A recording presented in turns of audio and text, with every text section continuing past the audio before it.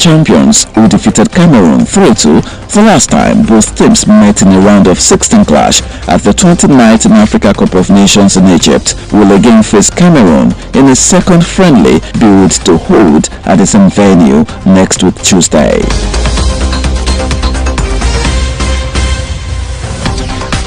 England's countdown to the Euros continued as Bukayo Saka gave them a narrow 1-0 win over Austria in a friendly at Riverside Stadium. Team Wales were beaten 3-0 by France in their first preparatory game for Euro 2020, while Thomas Müller and Mats Hummels made their first Germany appearances since 2018 as they drew 1-0 with Denmark in Austria.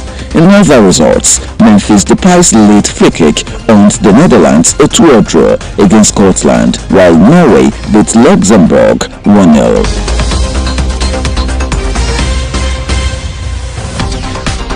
And to some transfer news now, Real Madrid are expected to sign France forward Kylian Mbappe from Paris Saint-Germain, who will then sign Portugal forward Cristiano Ronaldo from Juventus, with Argentine striker Mauro Icardi going from PSG to Juve. Chelsea's hopes of taking Romelu Lukaku back to the club have suffered a blow after the 28-year-old Belgian forward said he's staying with Inter Milan. Barcelona are still in talks with Dutch forward Memphis Depay over a free transfer from Lyon, while Dutch midfielder Georginio Wijnaldum will join on a free transfer from Liverpool. Manchester United are also reported to have revived their interest in signing England right back Kieran Trippier from Atletico Madrid.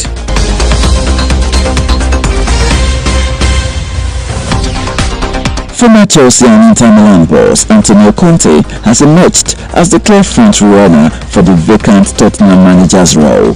It is understood talks with the Italian have advanced quickly, and there is now a growing expectation he will replace Jose Mourinho as Tottenham manager. Spurs made contact with former boss Mauricio Pochettino last week, but Paris Saint-Germain have remained steadfast in their refusal to allow him leave.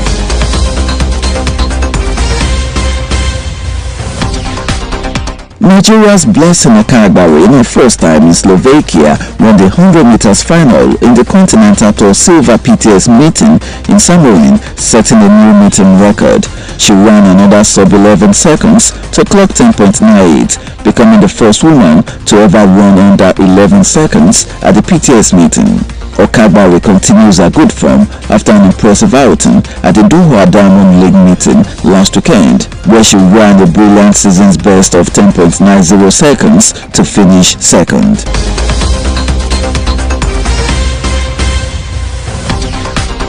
And finally, Serena Williams was forced to dig deep against world number 174, Niola Buzanescu, as she continued her bid for a fourth French Open title with a battling 3-set victory at Roland Garros. The 23-time Grand Slam champion ran out a 6-3, 5-7, 6-1 winner in 2 hours and 3 minutes, overcoming a second set wobble to set up a third-round showdown against her fellow American Danielle Collins. And that'll be all on sports tidbits for this week. Do enjoy the rest of the show.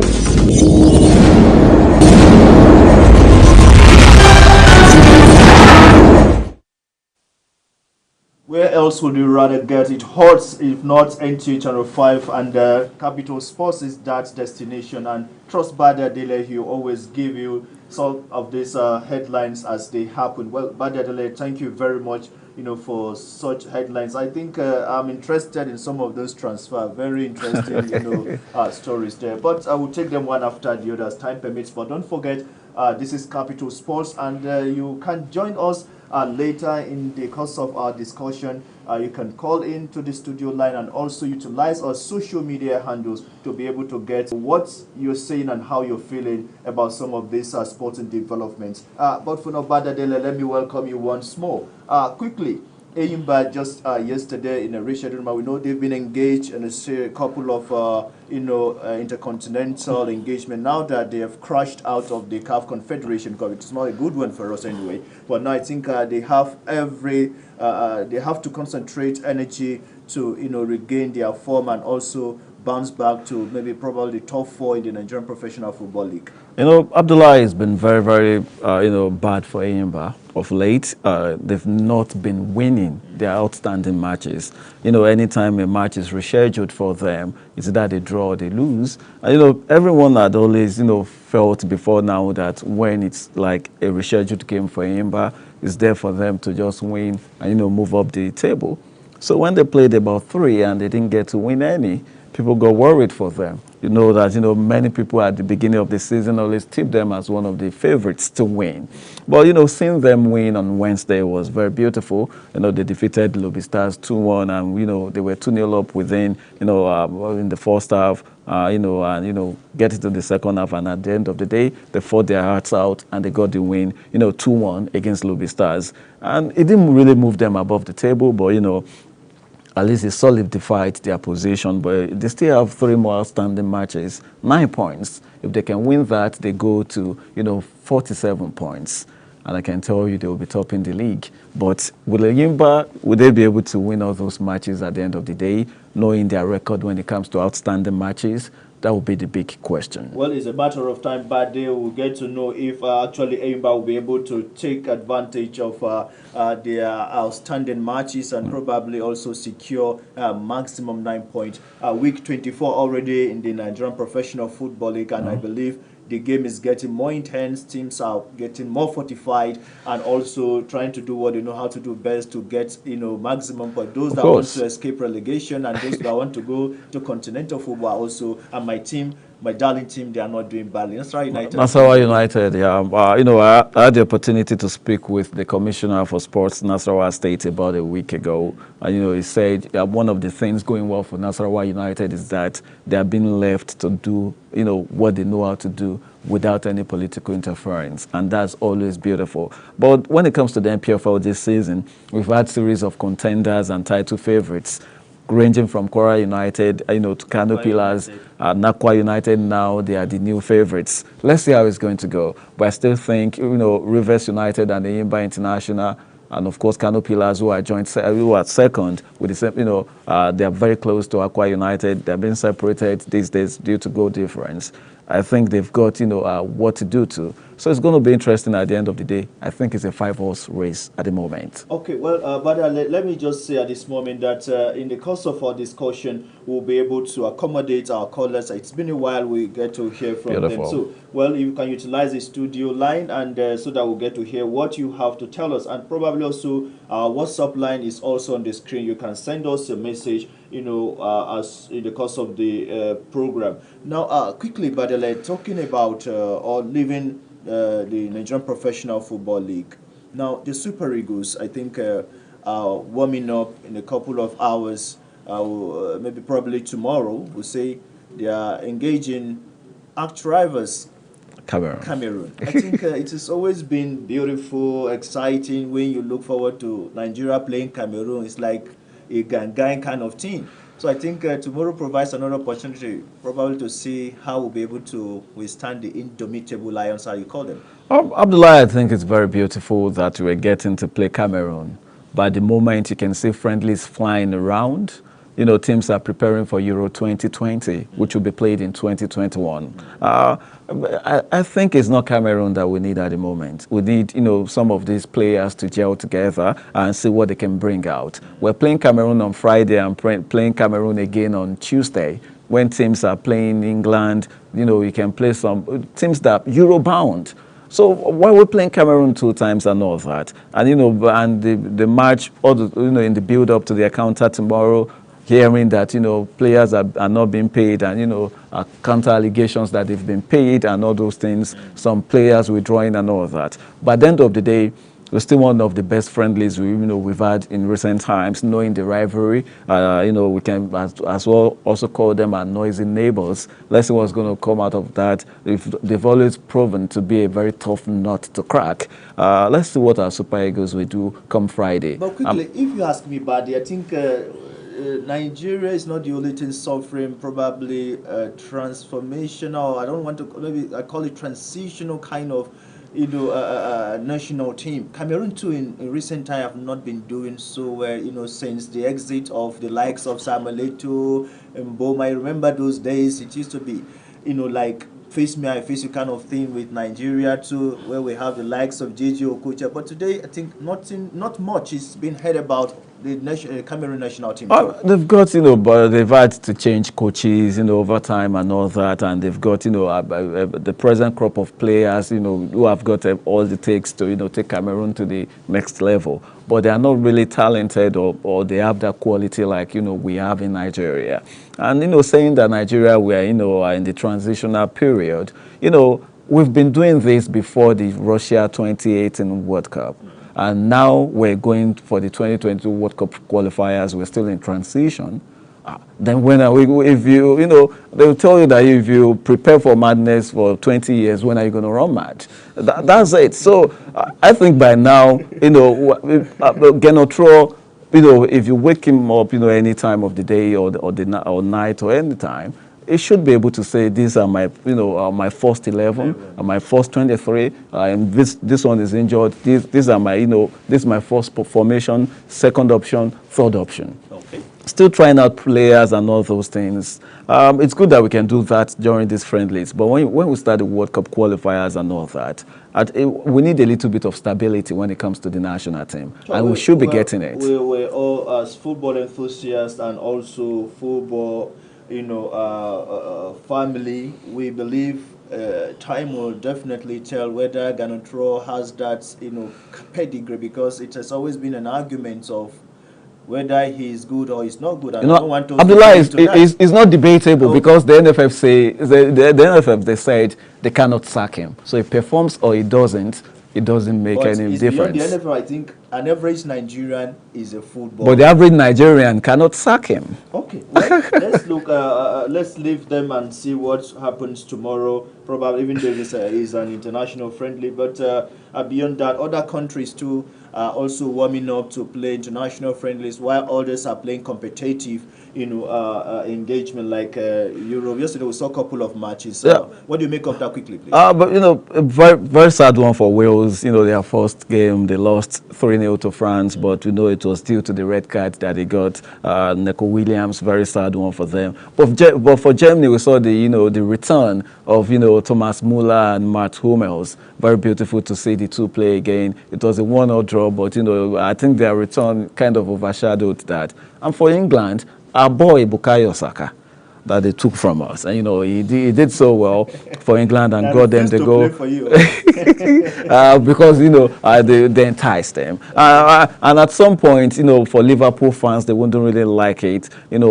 Trent, Alexander-Arnold had to fight his way into the final 26-man squad for England, and playing yesterday and getting injured again was really bad for him. That's not good. And of course, it's interesting to see all those matches, and Memphis Depay getting a late free kick into the net, to help the Netherlands get a 2-2 draw at home to Scotland was also interesting. So let's see, maybe tomorrow evening we'll be talking about another interesting match being played by Nigeria. Okay, well, now quickly before we even leave the issue of football, I want us to juxtapose the issue of this transfer news. We are talking about the players. The players are moving or are likely to move, and the coaches too are moving or likely to move. We just saw the reappointment of Carlo Ancelotti, I think, back to Real Madrid, to replace Zinedine Zidane. This one coach, I think, that has also, cut his teeth when it comes to managerial job and coaching job across Europe. We know he is among the three that have won Europa Cups and Champions League. Now, Antonio Conte did well with Inter Milan, winning the Serie A title. But now I think there are indications that he might be returning to England this time, coming back to Tottenham. And I know other coaches too are preparing to move, and likewise players. All right, Abdullah, let's start with the players. I think for Barcelona, they're the ones, laying an early marker when it comes to this transfer window, signing players with reckless abandon, Aguero being the first, Kola the second, and of course, we're going to see Jorginho, Wijnaldum, and of course, Memphis Depay. But one thing that you can see is that they've spent almost close to nothing because they've been signing players who are coming for free. It's always good at times, and it might not be good. It's always a 50-50 thing. We saw what happened with Suarez at Atletico Madrid. It kind of clicked, but some did not click. Inter Milan were getting players like that at some point, and not everything really worked for them. But it's beautiful to see what Barcelona, what they are trying to do. But if they don't retain their coach, who is signing Dutch players and all that, that will be another problem for the new coach coming. And in England, we saw the issue of Harry Kane is still not really clear, but Romelu Lukaku has been in the news, and it was good that he came out on Wednesday to say he will be staying at Inter Milan, despite his coach leaving. And so many transfers going, and of course, Kylian Mbappe has refused, as at now, to sign a new deal at PSG. It looks like he's going to Real Madrid. And Ronaldo has been kind of, quiet when it comes to his latest move. We're hearing that he could be going to Paris Saint-Germain, or, he favors a return to Manchester United. Let's see what's going to come out of that. And so many clubs. And Manchester United, we understand that they are looking for a right back, not really the main challenger, the main, player there, but a challenger for Wan-Bissaka, who has been very, very bad when it comes to crossing and all that. And of course, Chelsea, they're out there for a striker. What will happen to Tammy Abraham, Olivier Giroud? We do not know. Now, let's talk about the managers. Very beautiful to see what's going on. But the Real Madrid job was offered to Jose Mourinho before any coach, but he refused because his last spell there was not really an interesting one. It would be good for him to test, to return to, Syria and experience something else with AS Roma before maybe going back to Madrid. And Antonio Conte, many people might think maybe it's a step down for the man just leaving, Italian champions, Inter Milan, and going to, Tottenham. For me, I think he kind of, dodged a bullet. Inter Milan were not really that, the best team, but they had a, an underperforming Juventus side in their rank, that they were competing with, and AC Milan, they were not consistent. So they were just, they put out work and all that. But if you go with that same team, when the owners even want to sell some of the players, he refused. So managing in the Premier League, a team that finished 7th and will be campaigning in the Europa Conference League, I think it's still a good step for him, because Carlo Ancelotti came to Everton at some point. So I think so he has more to prove, that to show whether he's a good coach or and all that. And Wolves, as they're about announcing their new coach. Everton are still searching, and so it's interesting. Just a few weeks of the transfer window. This time around, the coaches are fighting with the players. They even want to get signed or get fired. So, but they will keep our fingers crossed to see how some of these deals, get to be, also entered into. And I believe the interesting one would be Kylian Mbappe. If you remember, there's all been news around him moving, and he has refused to move over time. Keeping faith with the French giants. But well, let's see now that he has refused to sign a new contract, and hopefully, probably Real Madrid, might be lucky to, get him a signature there. Now, quickly, while we wait to pick one or two calls, Blessing Okagbare of recent has been doing us proud. I think she's now ripe for many laurels and glories. I think within the week also, Ese Brometo broke another record that has been set over how many, over a decade, if I'm not mistaken. So I think our athletes are beginning to get it right, if you ask me. Abdullahi, I think this is one of the best times for Nigeria when it comes to sports, especially going to the Olympics. With the Olympics, very much around the corner. That's if it's not postponed again. Having Ese Brome do what she did some weeks ago, raising a record that's been there for over 25 years. And of course, we saw what Okagbare is doing at the moment. That's another beautiful thing. What she did, just last weekend, and now no woman, has done that at, in Slovakia. And she did that, getting 10.98 seconds, which is a new record for the meet. We just want her to continue with these. It was not even our best. Our season's best is 10.90. Now she ran 10.98, so she can still do better. We want her to do 10.8 and 10.7. It's not impossible. And of course, in gymnastics, we just saw Ekeuche, who was received by the sports minister, on Monday, has become the first Nigerian to qualify for the gymnastics event of the Olympics. So it's a beautiful time for Nigerian sports. Thank you, Bade Adeleye, as you dropped the points very hard. So, well, now I think quickly before we call it a wrap, because we fast spent our time here in the studio, Serena Williams, I think, is beginning to battle back to regain her name.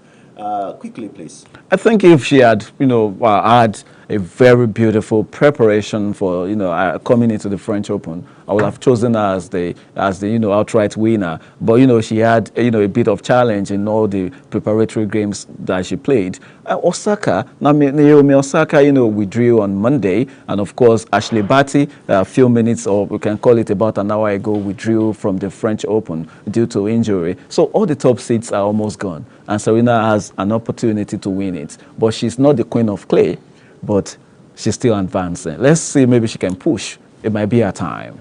Thank you very much, Bade Adeleye. Well, always getting it right, and also we're very, very much happy getting your perspective and insight as far as sports is concerned. Now, I think so much, is happening in the world of cricket, Nigerian cricket, and also Nigerian handball. We let our girls any moment to be leaving the shores of the country to go to Cameroon to also participate in the under-15 championship. So we wish them well, and well, we've been unable to pick one or two calls I saw coming in. We're very sorry. Well, next week provides another opportunity for us to get to hear from you. But I believe with what all Badi have said, and also from the package today, you would have been informed of so much. And probably by next week, we'll get to know which coach is moving and which player is also moving or remaining. Whether it is a case of pretenders or noise making in the market, of transfer market, well, we'll get to know next week. Well, I want to thank everyone that has contributed to making this episode a success, especially Bade Adeleye, who is here, and those behind the scene, our cameraman, the director, who has also been super with the fingers. I will remain Abdullahi Ajia. Join us next week as we come here to talk sports. It has always been Capital Sports, and it can always get better. Join us next week.